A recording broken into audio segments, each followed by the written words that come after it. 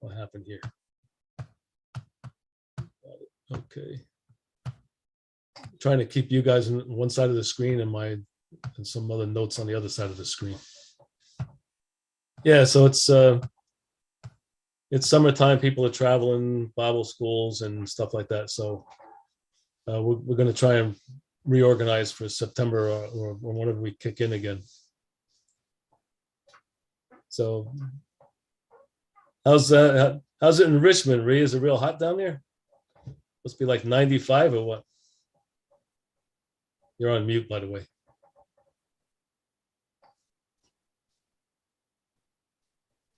Sorry. Yeah, it's warm. We had Emily this afternoon. It was so hot. I didn't want to stay out in the pool. Now they came back tonight because it's so hot. So the kids were in the pool downstairs. So I had to come up in the office and hide. Oh, everywhere though. Everywhere. I was Yeah, reading even that. upstate New York. I was It's hot reading up that here too. verse. Yeah. There's a verse in Peter that says the elements will melt with fervent heat. I wonder if it means global warming. Could be. So we still have a class going. Hey, Mike, can you open with a prayer? Yep, I sure can. Where 2 or 3 are gathered in my name. If there's not 10, it's okay. With 2 or 3. Right. Our great eternal Heavenly Father, once again, we come before thee to thank thee so greatly for this time we've been given to be able to come together. We thank you for the words you've given us to look through, to learn, to understand, to build us up. Father, we also thank you for all the blessings we received this week, being with us, keeping us safe and warm, keeping food in our dishes. Father, we thank thee for all these things. We thank you for your Son, the sacrifice that was given by him. And we pray that those that are sick and afflicted, those that are in other countries with no foods or homes, we pray that you'll be with them, that your will be done in their lives. We continually, patiently wait for your Son's return. Until that time, please be with us, watch over us, and continue to keep us safe, build us up, and that we may continue to look forward to the time of your Son's return and the kingdom be established. In his name, Lord Jesus Christ, we thank you for all these things we receive. Amen. So we had discussed a little bit about Ezekiel 38 last week and kind of identified a few things there. And I thought we'd go into 39 and just look at actually a couple of verses in 38 and then 39.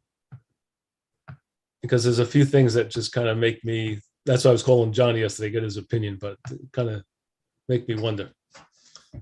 So the one thing that that verse, Ezekiel 38, looking at the first couple of verses, always made us wonder, and we're still wondering about the verse 4 when it says, "I will turn thee back and put hooks in thy jaws." We often wonder what in the world. I think I looked up the hooks. It's like putting a ring in somebody's nose and you're leading them. That's what that seems to indicate. And oftentimes we try to surmise what that could possibly be, and I think it's another one of those wait and see situations because we don't know. It might be the economic impact that Israel and Egypt, through Egypt selling gas to Europe, might have on Russia's economy. It may not be, because now Russia is making a deal with Iran and India. I'm surprised India to sell them gas, so they'll find the money someplace else. So here's the question that popped up in my mind this week, because Putin is in Iran with the president of Turkey. And in Ezekiel 38:6, part of the Confederacy is Gomer and all his bands, the house of Togarmah, which is part of Turkey, that is confederate with Russia. And according to John Thomas, he felt that Russia would conquer Turkey and actually be in control of all of Europe, which doesn't seem likely at this point as far as Europe is concerned. I don't think Russia is going into all of Europe or going to be able to lead Europe in any way.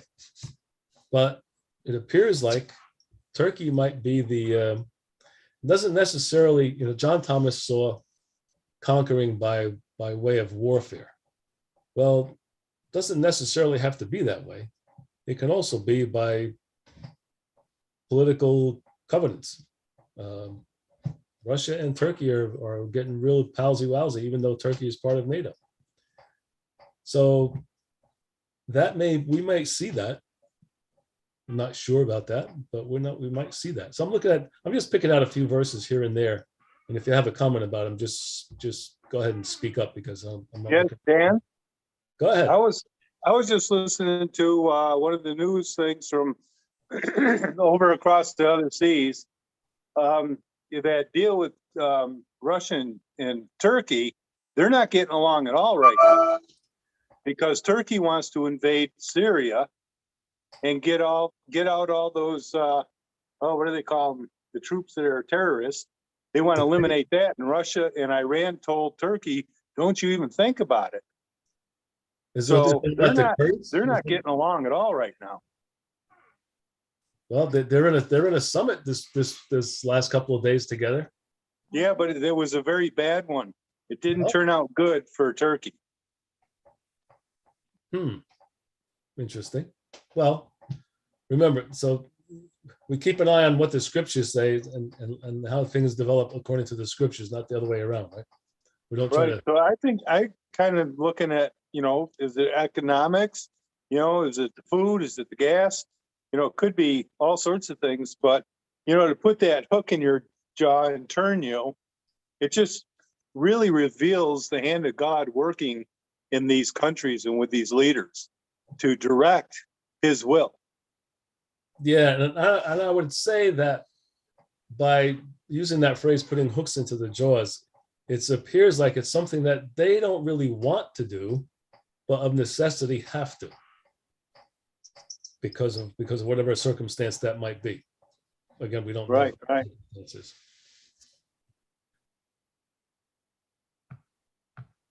So just moving along through Ezekiel 38. I'm just picking out a few verses that I pulled off to the side. I don't have my, let me pull it up on my phone. Because I can't have three things on the same screen, but I could have two. Unless there's a way to do that, I don't know. I'm not that good at this stuff. But just in case I need it. So there's we're trying to figure out how some of this scenario works out.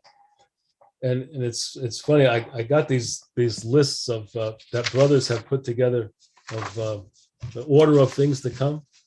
It's like, I'm not quite sure about how this is all going to work out, because a lot of verses involved, but it seems like you have to put Ezekiel, Daniel, Joel, Zechariah, at least, and maybe a couple others, side by side, list the events, and then try to draw lines between how the scenarios might come out.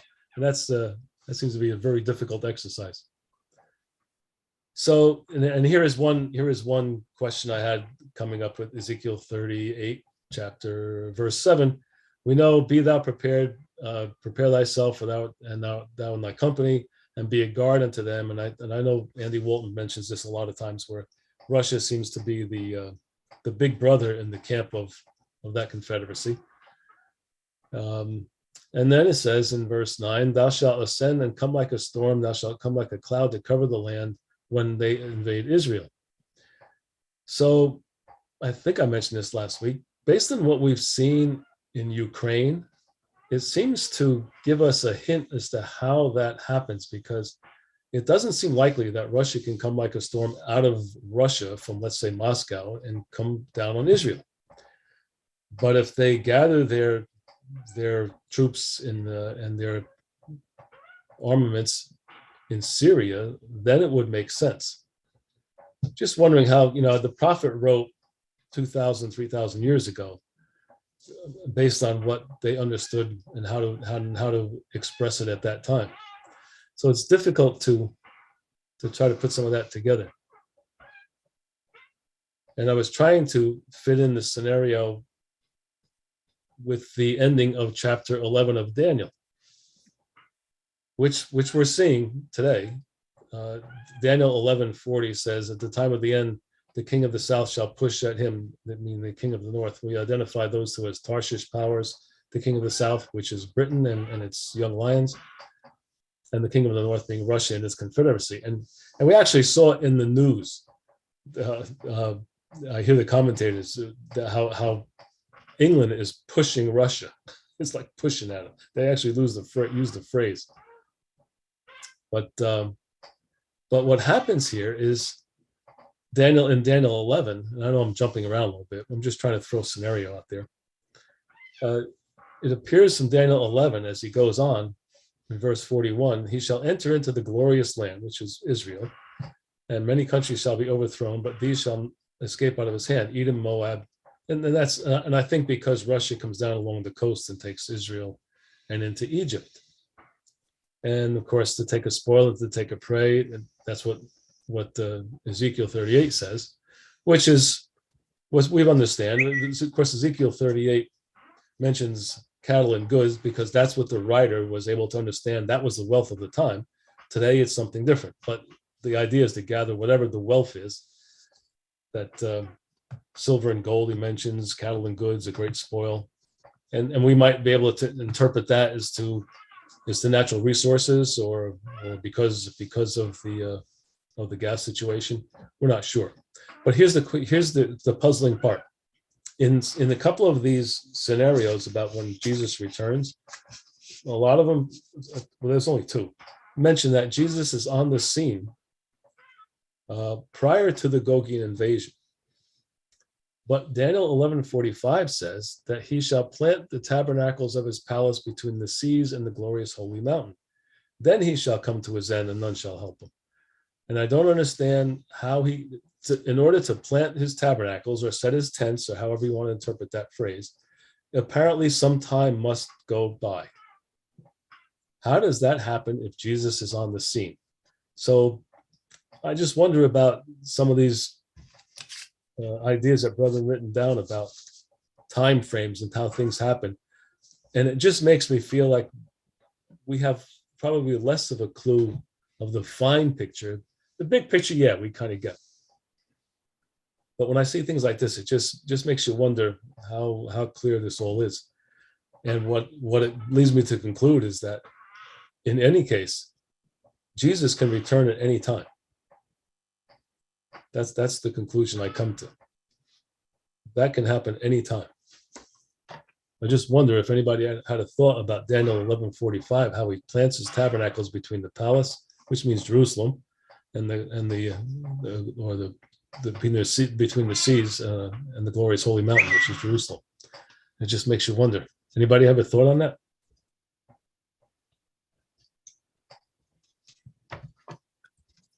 Hey, John, I called you yesterday. I had a question for you, but we'll get to it later on. I have to get your opinion on something, but we're going to get to it. It comes up in Zechariah. Okay, so no comments. I'll just breeze through because again, I just want to nudge you a little bit to look into what's happening around us these days before we break for the summer. Dan? Yeah, John. Dan? Go ahead. Yeah, I'm thinking Christ is with the saints.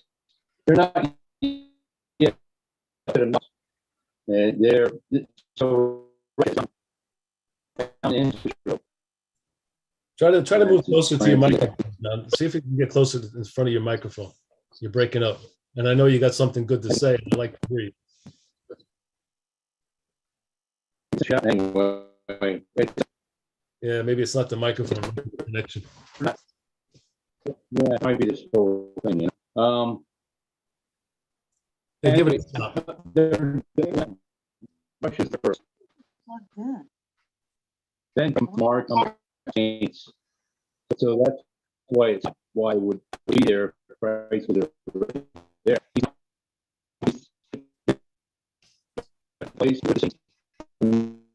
You're breaking up really bad, John. Sorry. You're breaking up really bad. Why don't you you know what? I'll tell you, let's try something, John. Call me on your cell phone. I'll put it on speaker. Let's see if it works. Call me on your cell phone. because I want to hear what you had to say. Let Johnny find it. So we got to give it a shot because it's a shame we can't communicate that well with this thing. For whatever reason. I wonder if his Yeah, tablet's yeah. low on power. Because sometimes when you're low on power, it'll act like that.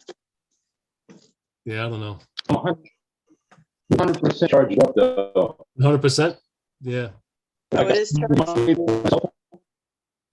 Call me on my cell phone. I'll put you on speaker. Let's see if All let's right, let's see. try an experiment. I'll get you on. But you better turn your tablet off though. And then when you do that, John, turn the sound off, turn the microphone off on your mute. Press the mute. Okay. Hear me? Okay, I hear Yeah. you. I'll hold you up to the microphone. John, turn off. Put the mute on your tablet. Press the mute button. Mute button. Hold on a second. Hold on. Go ahead.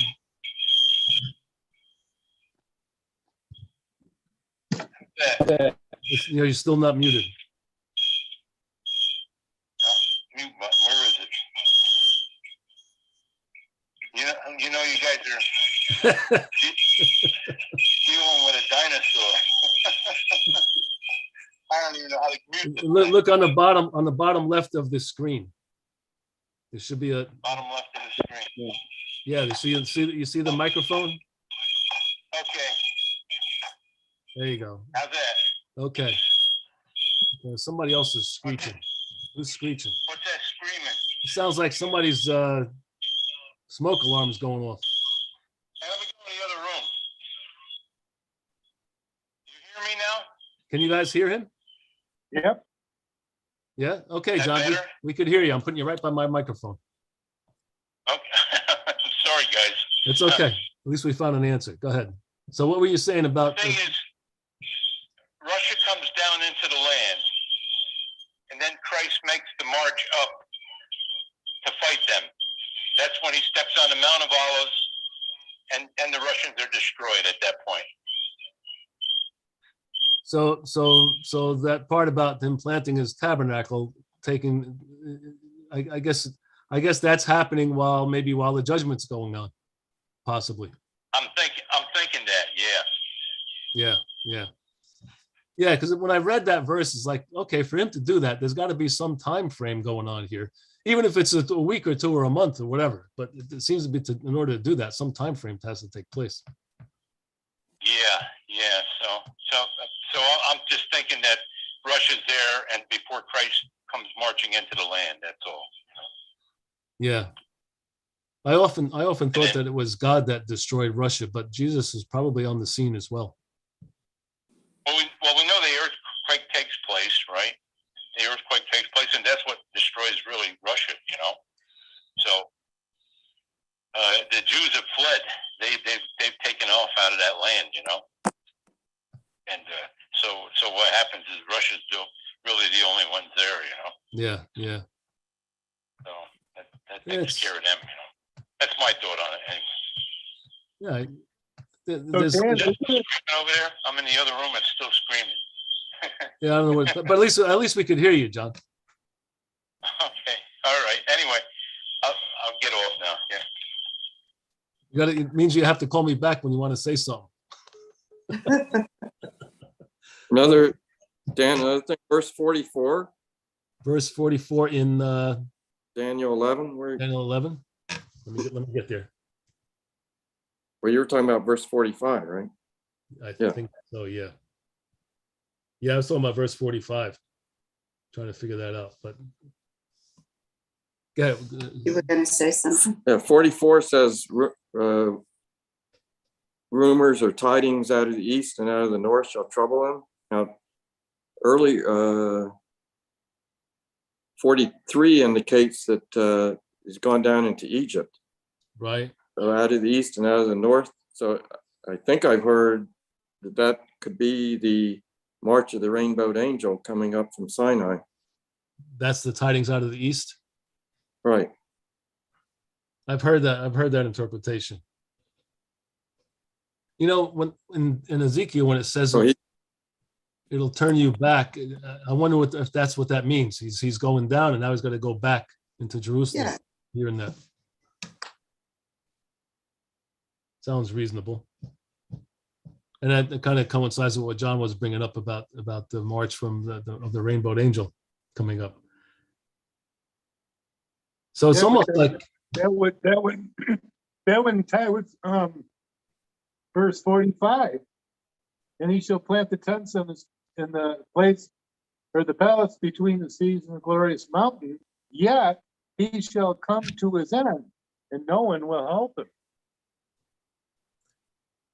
yeah, so it sounds like there's almost, I mean, we don't know how long the judgment's going to take place. There's some interpretations of that, but that's Right. discounting the miraculous part of it. But So that I may be have- going on while Russia is invading. The king of the north and the king of the south here, because that's how it starts out. And it talks about them too. And then the ones afraid of the thing from the east.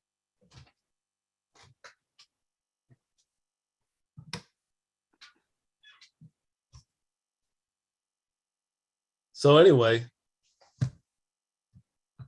at the end of all this, we're looking at it. While we're in Daniel for a quick second, the next verse in Daniel 12 is like, okay, then Michael stands up for the children of his people. So it sounds like Jesus is on the scene and taking care of business with Russia. Of course, he's talking about a time of trouble that shall never was. But I'm trying to fit the pieces together. If you jump back to Ezekiel 38, it says, "Thus will I magnify myself and sanctify myself, and I will be known in the eyes of many nations, and they shall know that I am the Lord." I think this is the end result when they actually do know that He is the Lord. A lot of bits and pieces to try to put together, and like I said, looking at some of these scenarios, I had one sheet that lists what happened, that lists the order of events in Ezekiel, an order of events in Zechariah 12, an order of events in Zechariah 14. And in my mind, it seems like Zechariah 12 was first, Ezekiel 38 is second, and Zechariah 14 is third. But I don't know. A lot of things happening in there. It would probably be an interesting personal study to take all these list of things in these chapters and then try to fit in where they seem to go. I think we tried to do that with one of these. I had two lists of order of events. They were a little bit different. We tried to mesh them both, and it's so much it almost gets confusing. I think we have to stay with the big picture and keep an eye on the big picture. Jesus says, "Look up, your redemption draws nigh." Keep an eye on the big picture. Right, watch, right? He always tells us to watch. Yep. Because I know Andy Walton keeps bringing this up, and I would tend to agree with him in Zechariah 12. If you want to jump there, we can look at that for a second, where Jerusalem is definitely a cup of trembling to all the nations round about. But it says in that day, I'll make the governors of Judah like a hearth of fire, and they will devour the people round about. And I think we got to be careful of how we look at that, because some of the nations round about have seemingly peace agreements. Of course, Biden tried that with Saudi Arabia this week, but it didn't work. They still want some concessions by Israel before they sign some peace agreement. But they're allowing them to fly over their land now, commercial flights, I think, because they have a common enemy in Iran. But the rest of the people around about Israel, like the terrorist groups, are still the thorns in their sides, which I think Andy Walton may be right that they will dispense with them, and I think that will happen before Jesus and before Jesus comes back and before the Gogian invasion. But we'll see, right? Are you guys in Zechariah 12? Yep. Yeah. Look at verse 10, and I gotta find. Oh man, I know the correlating verse. It's in John. Hold on a second. 19. I believe you're right. 1907, I think it is. 1937. 37. Thank you. Because let me tell you a story about this. Helen and I were visiting in Florida. When we first got married, we went down to Florida by my cousin, and he took us to the Florida Bible College. And I was surrounded with a bunch of Trinitarians, and we were going at it for a little bit, just having a nice discussion. And of course, Trinity came up, and some girl threw this verse in front of me, and as she read it this way. Listen to how it reads. And the I is Yahweh, right? This Jesus is not on the scene yet. The I is Yahweh. So I will pour upon the house of David and upon the inhabitants of Jerusalem the spirit of grace and supplications. They shall look upon me, referring back to the I, who may be, right, the Trinitarian part of the Trinity, whom they have pierced. And they shall mourn for him as one who mourns for his only son. And I said to them, well, interesting verse, but what about the 10 or 15 verses I just showed you where Jesus is not part of this Trinity? Of course, that went out the window. And I never realized at that point in time that the verse in John 19 is quoted there, but it's different. In verse 12, 10, 12, I'm sorry, 12, 10 of Zechariah, it says, they shall look upon me whom they have pierced. And John quotes it saying, they shall look upon him whom they have pierced, which really turns you put the pronouns in the right place, and it really settles the argument. But I just thought I'd throw that out there. If somebody ever throws that verse out at you, make sure you keep John 19:37 in the back of your mind or in your notes someplace. So here's what I was calling Johnny about yesterday. John, you might have to get back on the phone, but let me mention this first. In Zechariah, so 12 talks about Israel dispensing with the nations round about, and it seems like Jesus is on the scene pretty close after that. And then we go to chapter 13, which was interesting to me, because in verse 2 it says, it shall come to pass, saith the Lord of hosts, that I will cut off the names of the idols out of the land. They shall no more be remembered. And if you look further on in the chapter, it seems like Israel's restored. There's no more idols. It actually mentions about a prophet, if someone prophesies, that even the parents would cut them off. I was wondering what that meant. So I read this commentary, this here, I don't know if you can read that, something on the minor prophets. I'm a fellow named Ironside. His comment was, if we're talking about the kingdom age, then there's no need for the prophets. And if somebody's prophesying, they're probably prophesying falsely, and that's why they would be dispensed with. Because as we move down the chapter, hold on a second, let me put up my phone and get on Zechariah again, sorry. 13. Verse 2, it says, I'll cut off the idols, and I will cause the, let's see, verse 3, if anybody prophesies, his mother and father would dispense with him, because according to this guy's interpretation, this is kingdom age, no more need for prophets. So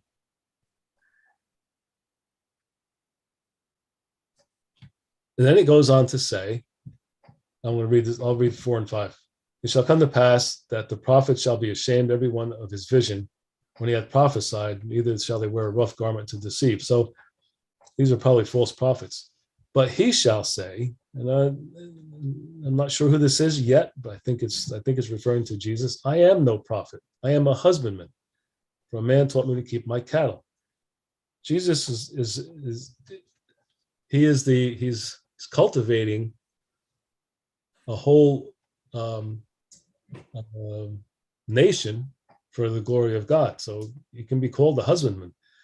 But in verse 6, this is a very familiar verse, and we always refer this to Jesus. One shall say unto him, what are these wounds in your hands? And he shall answer, those are the which I was wounded in the house of my friends. No question, I think that we're talking about Jesus. I was just wondering, and that's why I was calling Johnny. I actually picked up the phone and called Gary, and I got sidetracked somewhere. Something happened. If anybody ever had any thought about, because it seemed like to me the first 5 verses are talking about something strange until I read it as maybe this is the kingdom age. There's no need for prophets. Therefore, we come to verse 5, and Jesus says, "No, I'm not a prophet. I'm a husbandman." Anyway, does any of that make sense to you guys? Anybody ever look at that? It just makes me wonder what this chapter was really about. And what triggered my thought was verse 6, because we always quote that as a reference to Jesus. Any thoughts? I know I'm springing on you like out of the cold. Might be something to look at and just kind of mull over a little bit. Yeah, after that, I mean, it's definitely Jesus. Verse 7, starting with 6. Right. My shepherd,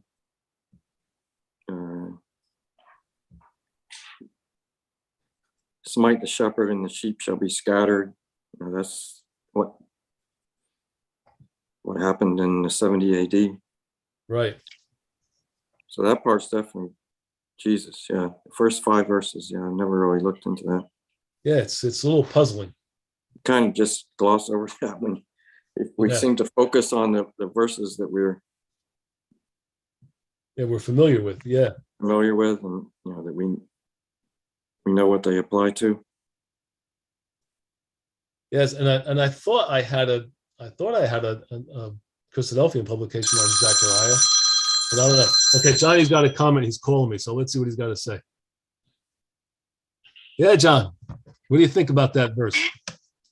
Yeah, I'm thinking that if you look at verse 1, in that day there shall be a fountain open to the house of David and to the inhabitants of Jerusalem for sin and for uncleanness. This is Jesus. So it's all really about Jesus. And it come to pass that in that day, saith the Lord of hosts, that I will cut off the name of the idols out of the land, and they shall no more be remembered. And also I will cause the prophets and the unclean spirit to pass out of the land. So this is when Jesus comes back, right? And that healing that goes on, the unclean spirit is the ungodly thoughts are going to be taken away from them. This whole thing's in reference to Jesus when he returns. Good thoughts. Yeah. I see what you're saying. That's why I called you last night. I wanted to see what your opinion was on that, because I was a little puzzled by what I was reading. It was good thought. Yeah. Right.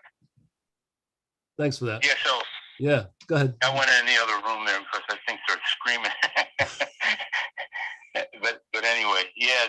I look at it. I had a note there about the ungodly thoughts that would be taken away from people by Jesus when he returns. See, that makes sense. That makes sense. Anyway, good. Well, thanks for that. That kind of helps, because like Gary was saying, sometimes we kind of gloss over certain things and go to what we're familiar with, and forget what the context is. Thanks, John. Appreciate it.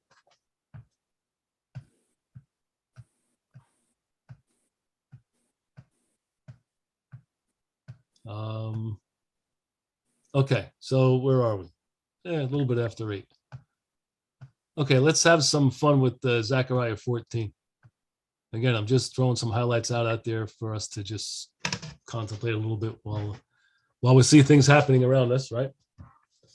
Where am I? So, again, like Gary says, we go to the familiar stuff, right?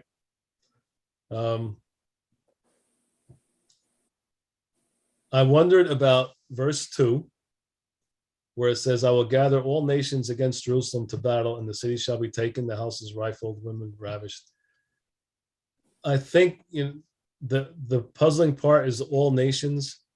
We might say that's all the nations of the world, or maybe the UN or whatever else, but I'd have to say, because of what we just talked about, Jesus coming up and destroying the Gogian invasion, I would prefer to say that these all nations are the all nations involved with the Gogian Confederacy.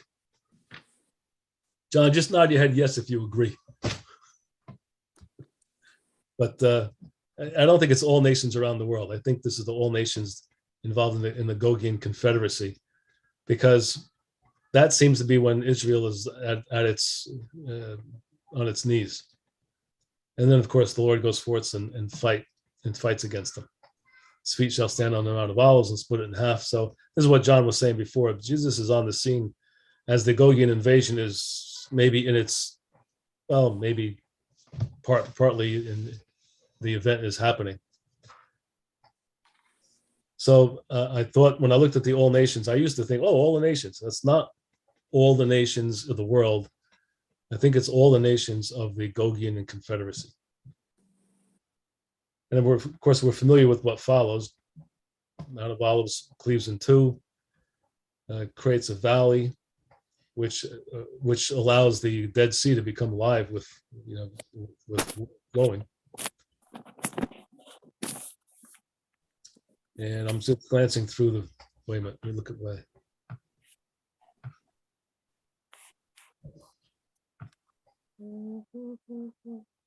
So it, based on Zechariah 14, like I said before, it appears like Zechariah 12.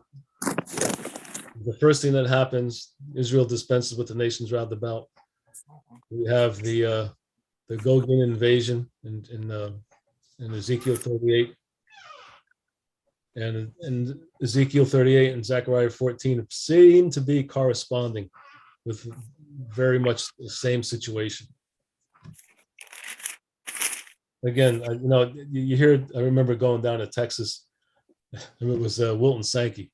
Are you a one battle man? Are you a three battle man? Like, what's your interpretation? And it appears like there could be three different scenarios, but they could be happening very, very closely related, time-wise. Except for I think when the European theater comes into play, I think that comes after Jesus makes his proclamation to the world to bow to him, and that's when the Christian nations, the Pope and all his cohorts say, "Aha, here's the Antichrist. Let's go get him." So that might be so it might be three battles, maybe two pretty closely involved, but might be three. But the European, with the involvement of the Pope, it doesn't seem they actually ever come into Israel. They're destroyed, which is why I agree that the all nations. Also, the other one that ties in is Joel chapter 3. It also says all nations, and I gather all nations and bring them down into the valley of Jehoshaphat, and will plead with them for my people, Joel 3 verse 2. Yeah. But that seems to tie in with, so I would agree that the all nations is not all nations of the world, but all nations that come against Israel, which is the Gogian Confederacy. So that's the way I see it. I agree. I think it's a good way to look at this scenario. Because the European theater never comes to Israel. I think the saints are sent out to dispense with that situation. And that gets when you start tying in Revelation. Right. Yeah. That's right. Then you have that whole scenario With the papal system and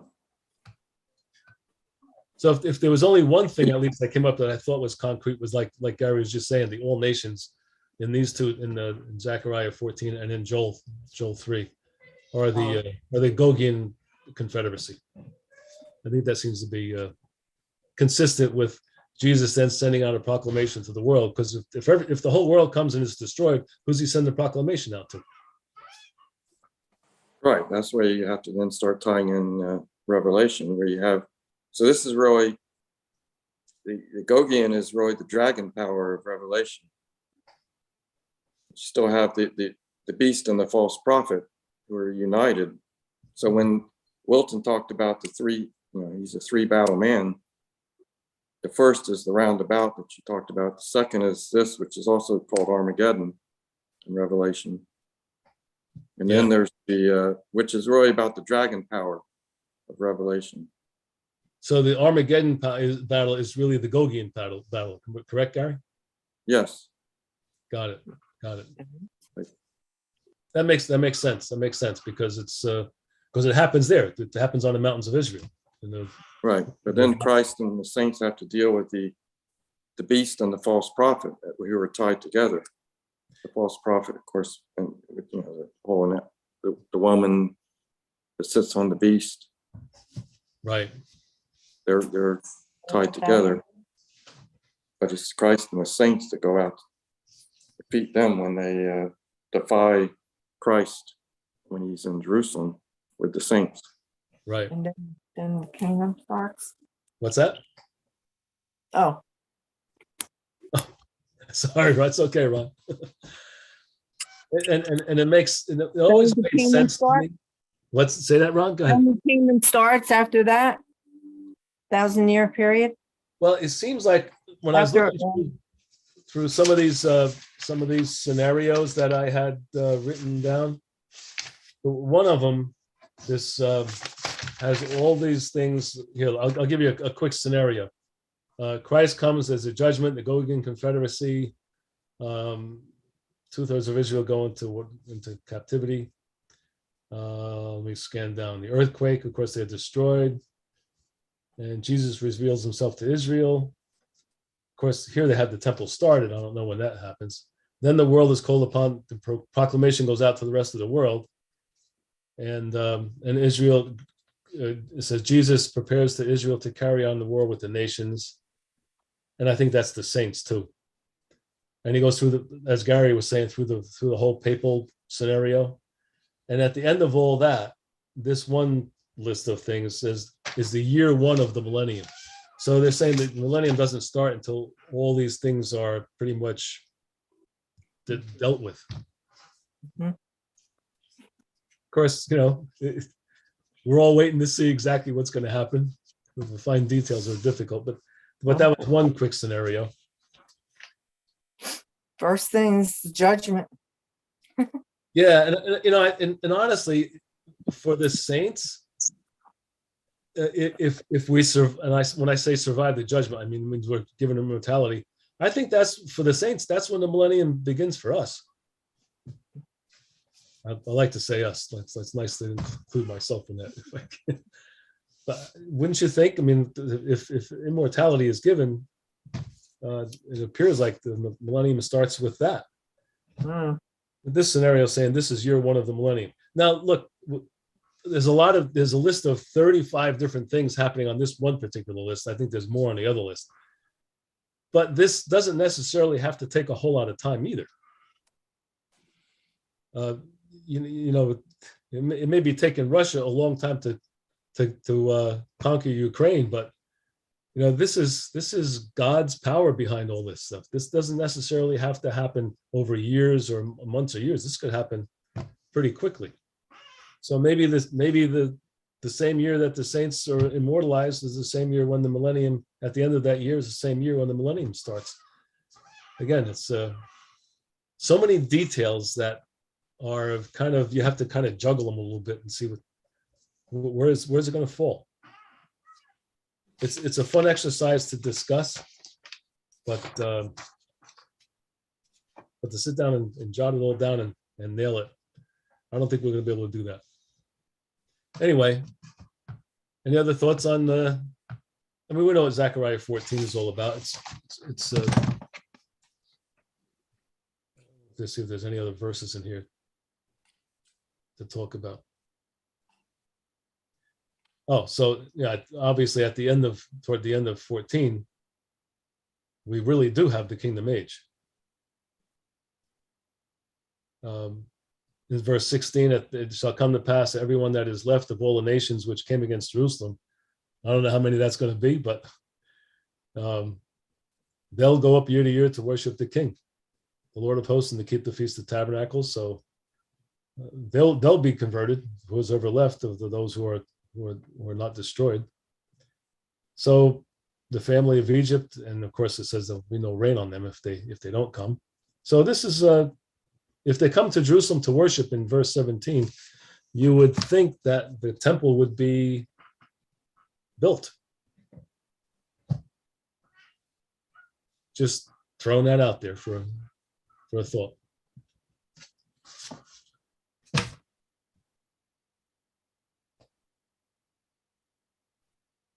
Yeah, I don't see. It's a tough one, Dan. It's a tough one. Yeah, It could go either way, right? What's I that? think it could go either way, and we don't know how long or what's gonna really, how it'll take place. But it's so important to really be focused on watching and waiting and preparing ourselves spiritually to be ready for this. Yep, I agree. The more and more I look at all these different scenarios, the more and more unsure I am about the order of things. And as Jesus said, lift up your heads, your redemption draws nigh. So that's where we gotta look to.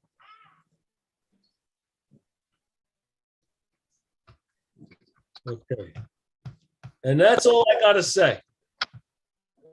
Verse 20, the last verse of Zechariah 14:21 talks about sacrifice. All they Right. sacrifice. So that would definitely say that by this point, the temple's everything's established. Yeah, in verse 20, it talks about an altar. So the altar is, yeah, it should be all the. You guys. What's that? No, can't hear you, John. Can't hear me.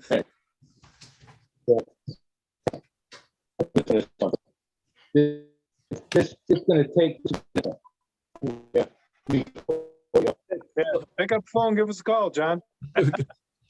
Mute your machine first. John, mute your machine. Oh, he's going to the other room. All right, it's probably okay. His phone bill's going to go sky high with this kind of thing. Where is he? He's not calling me. That's too bad. Actually, the last comment you made, you was breaking up a lot. There he is. You may speak. Yeah, Dan, class, that last part of Zechariah 14 there is talking about after the battles are all fought and the peace. Now, remember how Solomon was the one to build the temple? David couldn't do it because he was the fighter, Right. and he conquered all the nations. And that's what's going to. So that last part of Zechariah 14 is talking about the temple being built after all that's done with. Right. So yeah. Do you ever read it? You ever read who I forget who it was. Well, it was Sully that wrote that had Ezekiel's temple built, but a time frame for building the temple. Anybody ever remember what some of that scenario was? Do you recall, Gary or John, Sam? I heard like years. Yeah, and it makes you wonder. John, stay on the phone, but mute your computer. Mute your computer. Yeah, so it makes you wonder. Some of these things, the way they're written, it sounds like it's happening very quickly, but I don't think we can know that. But as you're saying, I think it's years after when the temple's built, and the nations that are left, they get told that they have to worship right. in Jerusalem. That's my opinion on it, because that's what Zechariah 14 is talking about. And that's not going to be happening while all that's going on. Right. Yeah, it's got to happen after the battles are settled. Right. All right. All right. Good. Okay. Yep. All right.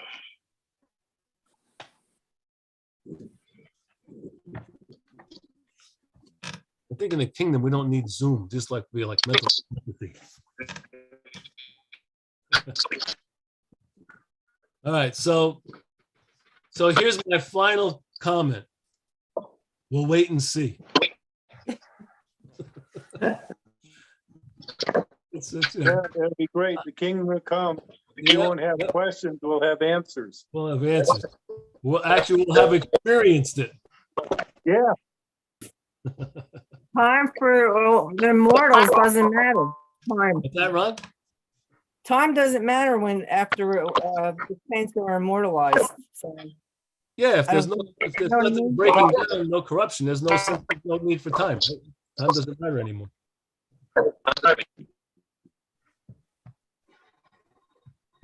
All right. I think so. Based on consensus and people traveling and stuff like that, I think Gary, when do we start up in Randolph? Middle of September? Yeah, the third weekend or So we're gonna have a meeting tomorrow and see if we can get together as far as when our schedule is gonna kick in. And then maybe we'll know when we're gonna set up, maybe get a little more organized with the class. Sam, you volunteered, you still into trying to organize a little bit? Yeah, we just gotta, like I said, don't do it in a minute. You gotta get the people together and we gotta set a date. And it's a while, we gotta brainstorm. I think we sent a survey out to everybody that normally we had up to 30 people.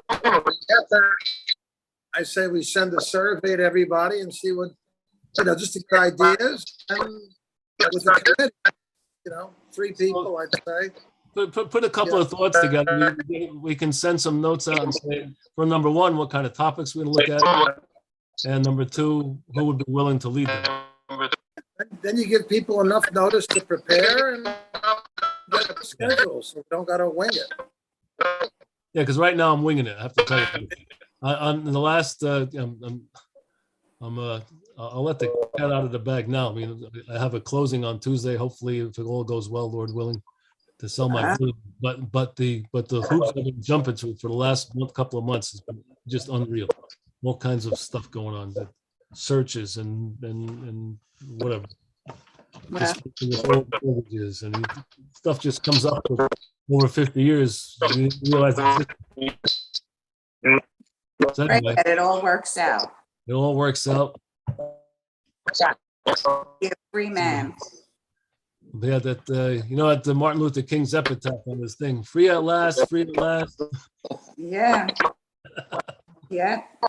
No, not entirely, but at least 80%. Yeah. It'd be fun. It'd be good. I told my wife I want to start traveling around the country.